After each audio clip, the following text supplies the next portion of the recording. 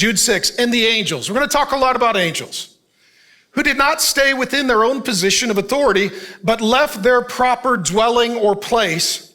He has kept in eternal chains under gloomy darkness until the judgment of the great day. Okay, we'll get into angels in a moment. First, let me give you a gift. My wife Grace and I wrote a book called Win Your War. It's on angels, demons, and spiritual warfare. We're going to get into this theme. I'm going to cover as much as I can, but we'll put a QR code on the screen. If you've got a phone, just grab it. You'll get it for free. I'll give you a digital copy for free. Okay, so as I always say, you get what you pay for. This is free, lower your expectations. But I love you, and let me just give you some free Bible teaching. So here he's talking about angels.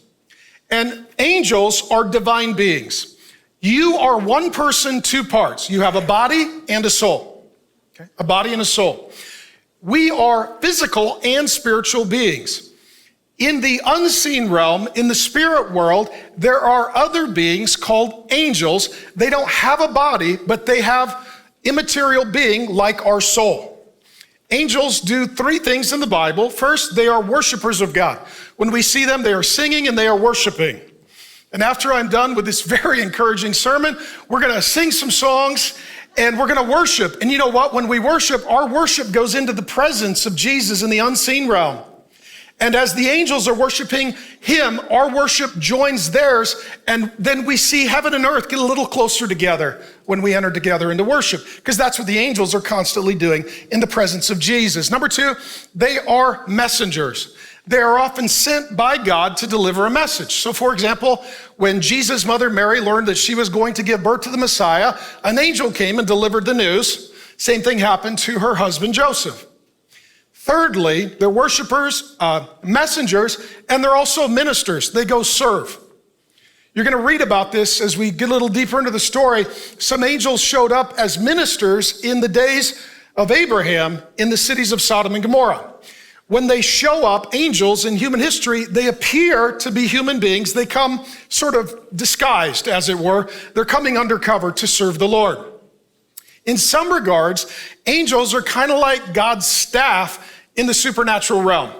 Our church has got staff and leaders. What do? We worship God, we speak for God, and we serve God's people. That's ministry. That's what angels do. When it comes to angels, some of you haven't learned a lot about angels and demons, or much of what you've learned may not be true. The Bible talks a lot about angels and also demons, which are fallen rebellious angels. 300 plus times the Bible speaks of angels in roughly 90% of the books of the Bible. Some of you grew up in churches that didn't talk a lot about the spiritual. Well, the Bible does. And it says that there are angels and there are demons. And the number of angels is unknown, but the Bible says that there are, quote, innumerable angels, so there's a lot of them. Only 3 angels in the Bible have names. Michael, that you're going to learn about today, Gabriel, who brought the message to Jesus' mother, and then Lucifer, a fallen angel who we now know as Satan. In addition, 2 things to note: angels are not God, and they're not equal to God. God is the creator, they're created. God has all the divine attributes, they do not. God is all present, they need to travel as we do. God is all knowing, they need to learn as we do. God is all powerful, and they are not. In addition, angels are not human beings. They don't have a gender as we do. They are a spirit being. They don't have a physical body, so they're not male and female as we are. So they're somewhat like us and somewhat like God, but ultimately not identical to either. Now, when it comes to these angels, here's what he's saying. They did not stay within their position of authority in their proper dwelling. What he's talking about here are angels who fell, rebelled, and became demons. And you need to know that demons are still at work in our world. There are powerful cultural forces of evil at work in our world. And the Bible says that our war is not just against flesh and blood, but powers, principalities, and spirits. Behind the war we see is always a war that God sees. And what he's saying here is that the angels who became demons, they did not have humility.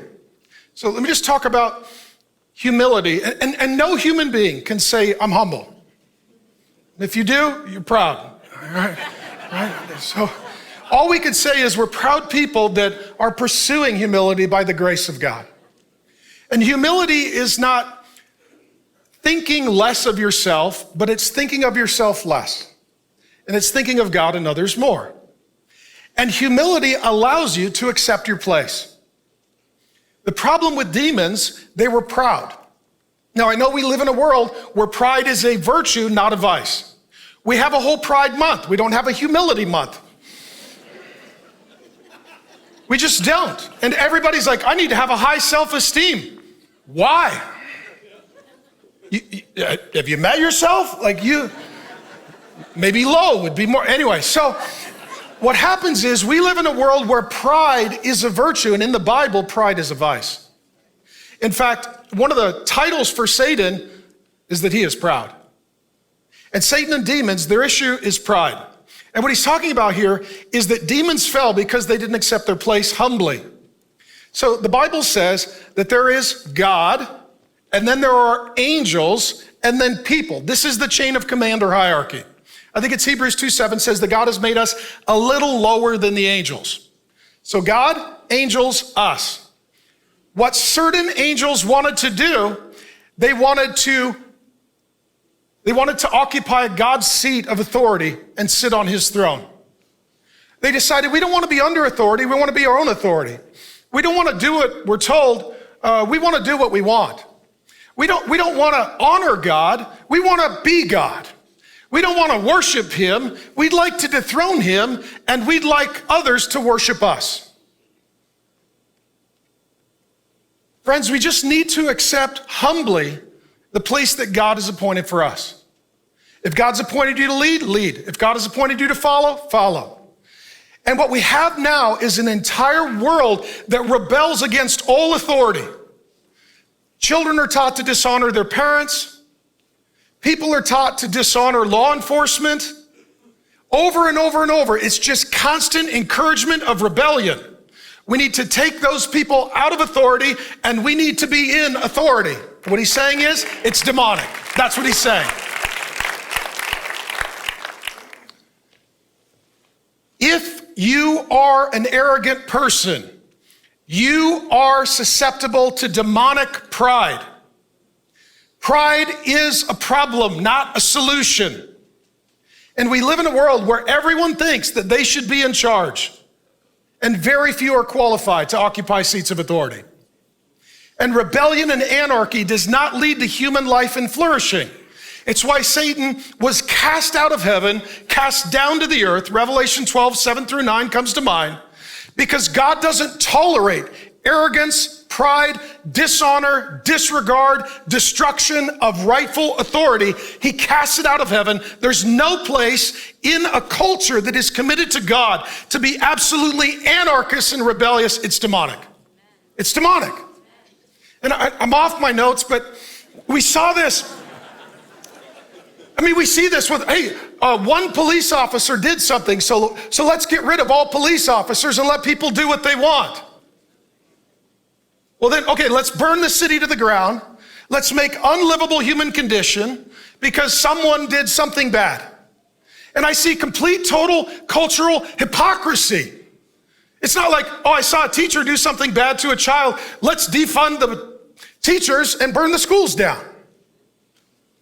Because ultimately, the demonic is always going after order and authority and rightful protection of human life and property.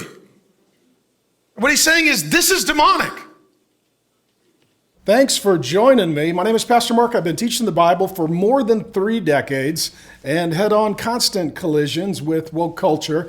And I would love to get you more Bible teaching. 2 things you can do. Go ahead and watch the sermon in total and also subscribe to the channel. And I'll just keep sending you Bible teaching and we'll have a lot more fun together.